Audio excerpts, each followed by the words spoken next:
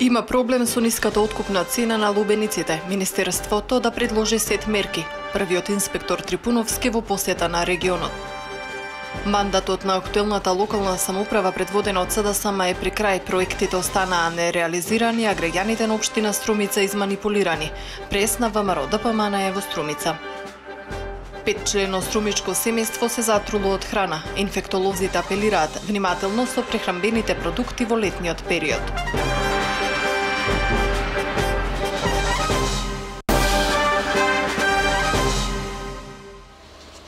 Поштовани гледачи, добре дојдовте во дневникот на телеканал А1. Ја погледнавте најавата на дел од содржините кои ќе ги гледате во него. Во Дубровник денеска се одржува самит на земјите членки на процесот за соработка во Југоисточна Европа, чиј домаќин е хрватската председателка Колинда Грабар-Китаровиќ, на кој ќе учествува и шефот на македонската држава Ѓорги Иванов. Со самитот во Дубровник и официјално завршува председавањето на Хрватска со процесот за соработка во Југоисточна Европа. Како продолжение на самитот, за утре е предвидено одржување на традиционалниот Дубровнички форум, по чиј повод вечер ќе биде организирана свечена вечера за учесниците на лидерскиот собир. Според најавите, покрај Грабар-Китаровиќ и Иванов на самитот во Дубровник ќе учествуваат и председателите на Косово Хашим Тачи, на Словенија Борут Пахор, на Србија Александар Вучич и на Црна Гора Филип Војановиќ, како и бугарскиот премиер Бојко Борисов и турскиот вице-премиер Тургјул Туркеш. Паралелно со самитот во Дубровник се одржува и состанок на министрите за надворешни работи на земјите членки на процесот за соработка во Југоисточна Европа, на кој ќе присуствува и шефот на македонската дипломатија Никола Димитров. Предвидено е на состанокот да се разговара за актуелните случувања во регионот и за регионалната соработка од аспект на зачувување на стабилноста во Југоисточна Европа. Улицата пред Основниот суд Скопје 1 попладнево беше блокирана со возила на граѓани кои им даваат поддршка на обвинетите во случаите за кои вчера специјалното јавно обвинителство поднесе 17 обвиненија. Собир имаше и вчера вечерта, откако материјалите со обвиненијата од СЈО беа доставени до Кривичниот суд во Скопје. Во Кривичниот суд веќе се распоредени предметите кај судиите кои треба да одлучуваат по обвинувањата и барањата на СЈО за определување мерки за предпазливост и мерка притвор. Специјалното јавно обвинителство вчера покрена 17 обвиненија за 18 предмети против вкупно 94 физички и 7 правни лица и побара мерка притвор за 18 лица и мерка предпазливост за 47 лица. ВМРО ДПМН е нападната, нашата конструктивност заврши, нема да не скршат. Ова е пораката на председателот на ВМРО ДПМН Никола Груевски по објавувањето на обвиненијата на специјалното јавно обвинителство. Тој тврди дека се работи за политички прогон против него и за наместени случаи. Вели ВМРО ДПМН е нападната и тоа нема така да помине.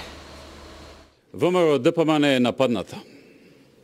Како никогаш досега во историјата на Република Македонија, па и на цела Европа. Не се случило вакво класично политичко гонење на политичките противници.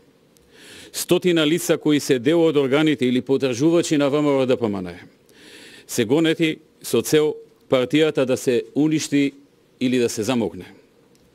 Не постои ниту еден историски пример за вакво нешто. Тоа што го зборувавме, тоа и се случи.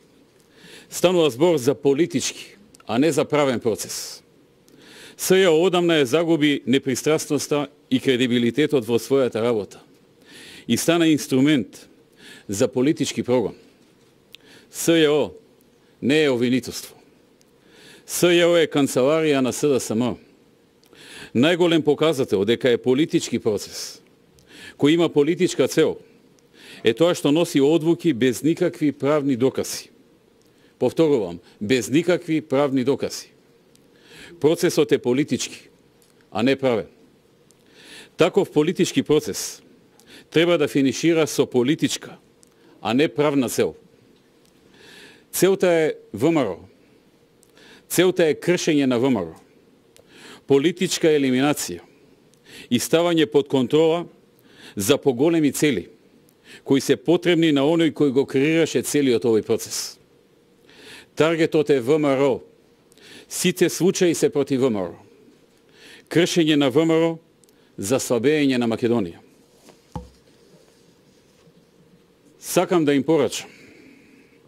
Нема да успеат. Нема да не скршат. ние остануваме на бедемот на државата.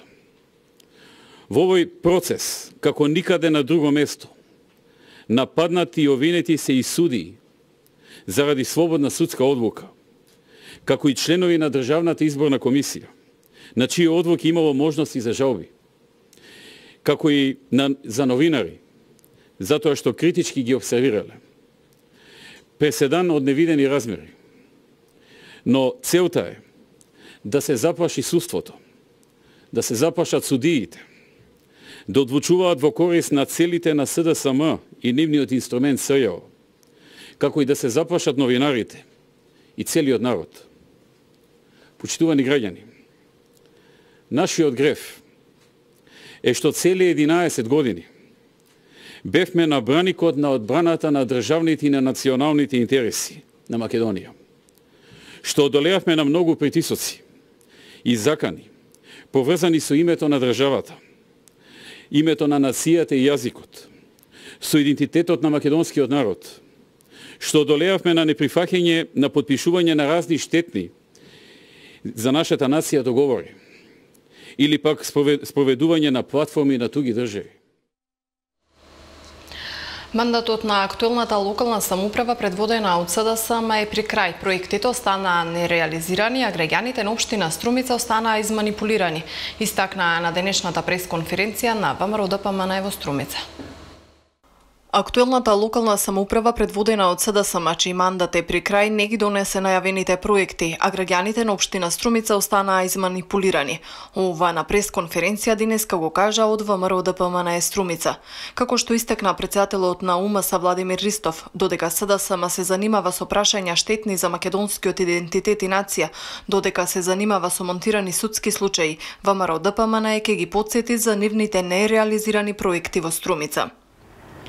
Денес се наоѓаме во поранешната касарна на АРМ, која според програмата на СДСМ требаше да биде најмодерно, урбано место со изградба на многу објекти од јавен карактер, како противпожарна станица, отворен пазар, повеќе наменски игралишта и други. На ова место СДСМ и поранешниот градоначалник, а сегашен премиер Зоран Заев, ветуваа изградба на мултифункционална хала за саеми и концерти. Во програмата на СДСМ стои дека во текот на нивниот мандат ќе изградат многу големи и иновативни проекти за Струмица, а меѓу нив и повеќе наменската сала.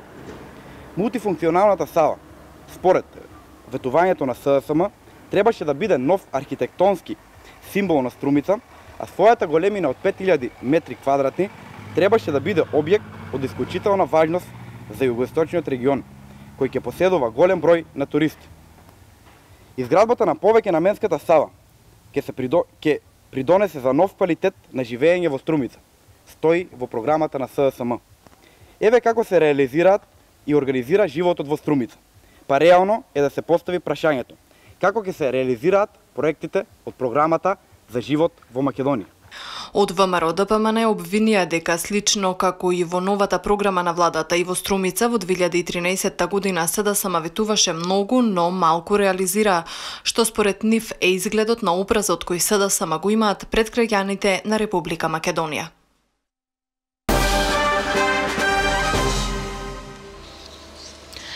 Имаме проблем со откупната цена на лубеницата, која денеска изнесува 3 денари по килограм, е заклучокот на директорот на Инспекторатот за земјоделство Цветан Трипуновски, кој беше во посета на откупните пунктови за бостан во Струмичкиот регион.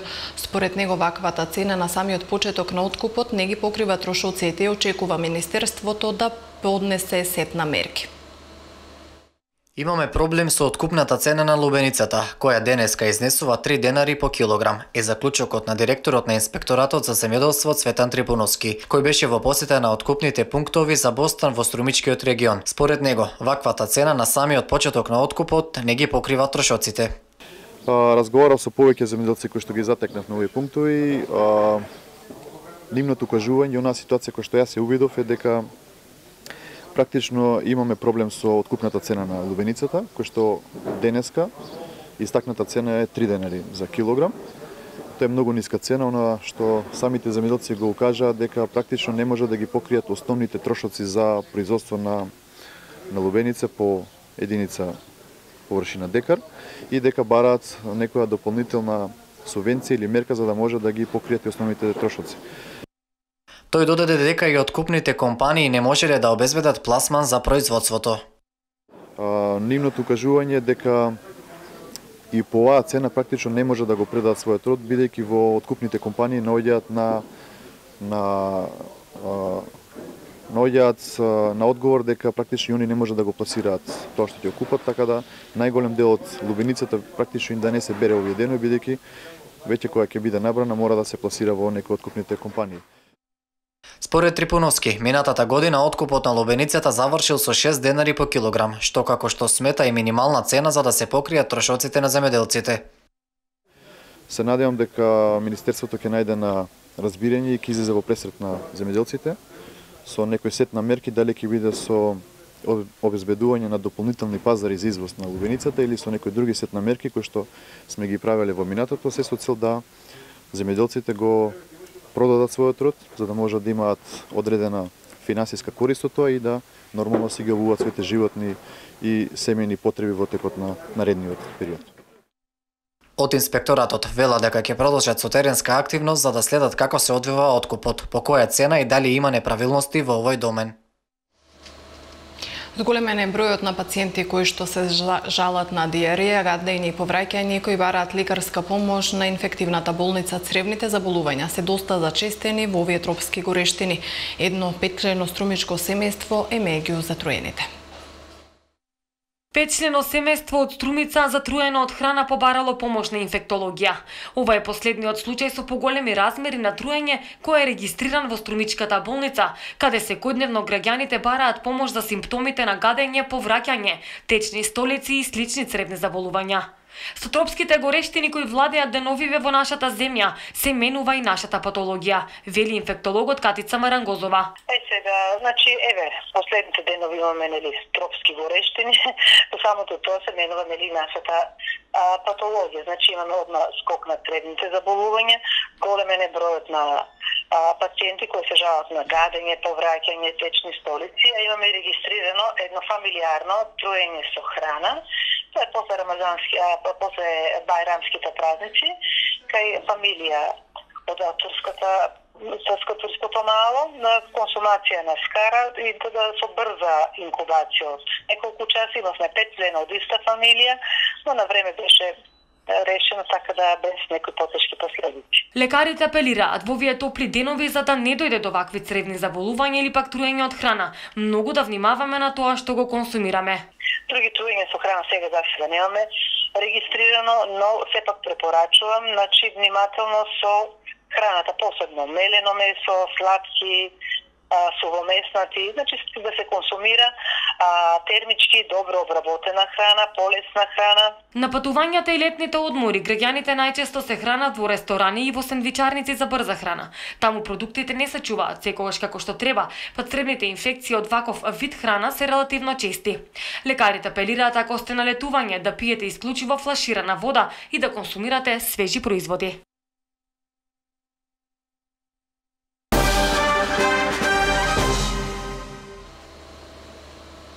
Жири комисијата на 13-тиот интернационален филмски фестивал на документарни кратки играни филмови Астерфест, кој се одржува од 26 до 30 јуни во Струмица, ги објави наградите за филмовите во компетиција.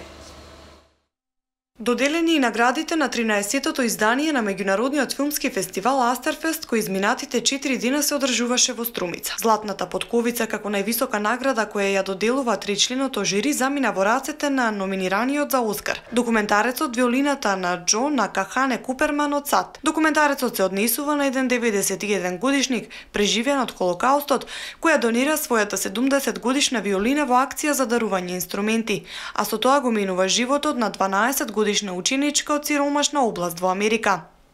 Сребрената потковица ја освои документарецот Жени на Анастасија Кузјакова од Русија. Потресното сценарио на филмот се води низ повеќе од 1 милион заболени од ХИВ кои живеат во Русија, од кои повеќето жени. Документарецот кој ја освои оваа награда ги пренесува приказните за 3 жени кои живеат со таа дијагноза повеќе од 10 години. Приказната пак која ја носи краткиот игран филм посетителите на Тео Пападулакис од Грција со новите гости на Божик во домот на стар брачен пар ја освои бронзената потковица. Постојат приказни кои се раскажани, приказни кои се стотици, па и илјадници пати раскажани досега, но никогаш не губат од својата тежина. Филмот Виолината на Џо не само што успева прецизно да ги отслика старите времења, туку и успева и да изгради мост со сегашноста, со тоа давајќи ни надеж на сите нас. Значаен филм, естетска химна за животот на три жени кои се борат против својата невидливост во општеството. Еден чуден и непредвидлив баш како што некогаш настаните може да се подредат. Филмот Жени има силен наративен карактер, живописен свет во кој трагедијата и комедијата одат рака под рака. Останатите награди, меѓу кои старозлатен проектор, му е доделена на краткиот игран филм Одот на пијаницата на Пол Арменгол од Шпанија. Авторската награда Ацо Алексов му припадна на документарецот Лица на Хани Багашов од Македонија. Наградата Ѓорѓе Абаџиев за најдобро сценарио замина кај тимот на краткиот филм Пеј од Унгарија. Најдобар краток игран филм е Живее на Елена Пискарева од Русија. Најдобар анимиран филм е Авионот на Хесус Мартинес Нота од Шпанија, кој лично ја прими наградата. Специјални дипломи од жирито добија филмовите: документарецот Неред на Илија Желтјаков од Русија, краткиот игран филм Интермецо на Дужан Зориќ од Србија, анимираниот филм Шетачот на Тибалт Шолет од Франција. Фестивалот годинава се реализираше под мотото меѓу фактот и фикцијата, беа прикажани 40 кратки документарни филмови. Вечерва на програмата се 7 наградени кратки филмови од Оберхаузен. Селектор на фестивалот беше Атанас Чуповски. Децата на возраст од над 5 години во Радовиш имаат можност летово да посетуваат пливачка школа, каде ќе ги научат потребните техники. Како што велат оттаму, оваа возраст е соодветна за совладување на основните техники на пливањето. Започна традиционалната летна пливачка школа во Радовиш. До крајот на летото деца на возраст од над 5 години во машка и женска група ќе може да се занимаваат со овој спорт. Од школата очекуваат со тоа да се зголеми интересот за ваквите часови по пливање кои се организираат неколку години наназад. Часовите се одвиваат понеделник, среда и петок, доколку групата стане пообемна, поголема, има можност, например, машките деца да доаѓаат понеделник, среда, петок, вторник, четврток и сабота доаѓаат другата група. Па за сега одзивот е отприлика околу 60 до 70 деца, доколку бројот се зголеми за уште 10 ученика, веќе сме приморени групата да ја делиме на два дела. Веќе од 5 години нагоре слободно можат да ги донесат децата тука. Според Никола Ципушев, инструктор по пливање, нема дете што не може да научи да плива. Потребно е само да имаат желба и уште од мали нозе ќе можат да ги научат правилните техники на раце и нозе, како и правилно издишување. Тој смета дека пливањето е најдобро да се учи од најмали нозе. Во Гевгелија пак заврши летната ликовна школа во организација на Пионерскиот дом. Големиот број деца на возраст од 7 до 15 годишна возраст создадоа цртежи за среќно, весело и обоено лето. Цртајќи на различни теми, а инспирирани од животот во летниот период, голем број на дечиња од Гевгелија активно се вклучија во летната ликовна школа која ја организираше Пионерскиот дом. Децата беа од 7 до 15 годишна возраст и овде имаа можност да научат дел од ликовните техники, да се запознаат со боите и начините на цртање. Јас сум Славица Карајанова и мојот цртеж представува абстрактна композиција, така што го отворува летото со прво подредените, а потоа шарените бои. Ова ми е прва година што учествувам на летна школа и би сакала понатаму да продолжам. Јас сум Викторија Карајанова. Нацрта детска соба и роденденска забава. Со фломастери и дрвени бојци. Како си помена годинава на изложбата? Убава. До година ќе се пријавиш пак? Да. Јас сум Теодора Ставрова, четврто оделение. Денеска, но ќе ви го представам мојот цртеж, кој представува ден и ноќ и мене многу ми се допаѓа што наставничката го ставила на мојата изложба мојот омилен цртеж. Овој цртеж представува пеперутка и бидејќи не можев да ги направам идентични и двете страни, јас одлучив едната страна да ја направам поинаква од другата. Веќе сум 2 години на оваа ликовна школа. Годинава на двонеделната летна ликовна школа децата создадоа цртежи за весело и среќно обоено лето под менторство на ликовниот уметник Мирјана Крстева-Масети. Оваа традиционална летна ликовна изложба се организира за време на летниот распуст и остава пример како треба да се негува ликовната култура уште од најрана возраст. Нивните родители и најблиски имаа можност да ги погледнат изработените цртежи и да бидат горди на нивниот успех и вложен труд.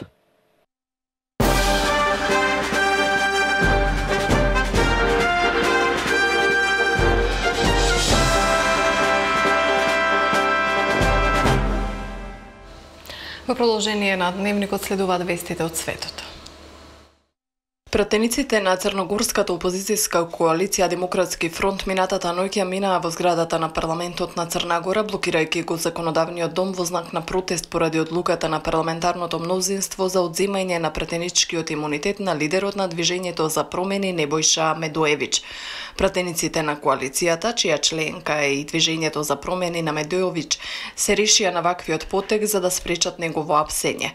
Тие спиеа во просториите на Демократскиот фронт во парламентот, како и низ ходниците на зградата со цел да оневозможат евентуален обид на полицијата за приведување на Медоевич. Црногорското собрание синоќа со 40 гласови за донесе одлука за одземање на пратеничкиот имунитет на Медоевич врз основа на барањето на специјалното јавно обвинителство кое го товари за перење пари. Германскиот Бундестаг утрово усвои закон со кој во Германија се легализираат браковите меѓу лица од ист пол, јавува ДПА. Во текстот на законот се посочува дека брак се склучува меѓу две лица од различен или од ист пол.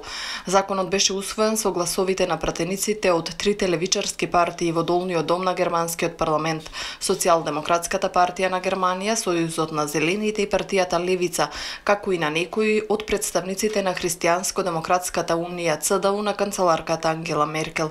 За разлика од коалицијските партнери на СДП и дел од пратениците од нејзината партија, самата Меркел и мнозинството од представници на ЦДУ гласаа против законот.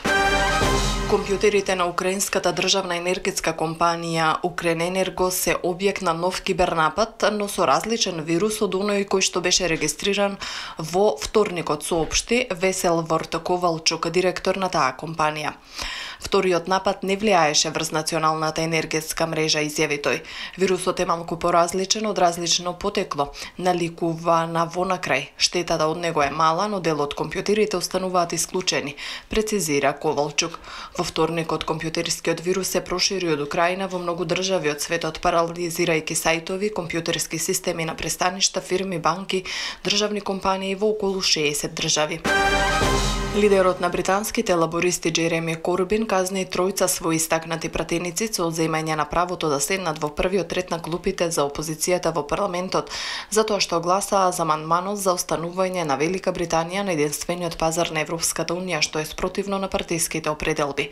Вкупно 50 лабористички пратеници гласаа за ваквиот амандман што го поднесе лабористот Чука Умунуја, поранешен член на владата во сенка на лабористите, кога лидерот на партијата беше Ед Милибанд. За да се гласа за амандманот, еден пратеник на лабористите претходно поднесе оставка на функцијата во владата во сенка, но Корбин побара од сите други своји пратеници да им се спротистават на одметниците и да гласаат против амандманот, поддржувајќи ја пратеничката група на конзервативците и на 10 пратеници од ДУП. Сегашното левичарско раководство на лабористите, што го предводи Корбин, смета дека Брекзит е завршена работа и дека Велика Британија не треба да останува на единствениот пазар на Европската унија. Македонија е во протокалова фаза до утре. Од управата за хидрометеоролошки работи Должпо Вардарието и на југот најавуваат температурите да се движат во интервалот и до над 40 степени. Заладување ќе има од недела попладне. Надлежните апелираат до граѓаните да се заштитат од директно изложување на сонце, избегнувајќи излегување надвор од 11 до 17 часот, да носат лесна облека, заштитни очила и кап, да конзумираат лесна храна и пијалоци. Особено треба да се обрне внимание на подготовката и конзумирањето храна, како и да се избегнуваат термички припремени производи, потоа да се внесува поголема количина течности, а да се избегнуваат алкохолните пијалоци. До граѓаните се препорачува за време на овие многу топли денови да останат во затворени простории, главно климатизирани, а кога е потребно да бидат надвор за овој временски период, да најдат можност за почести одмори под сенка. Поштовани, тоа беше последната информација во ова издание на Дневникот. Ви благодарам за вниманието с кое не следевте. Пријатно.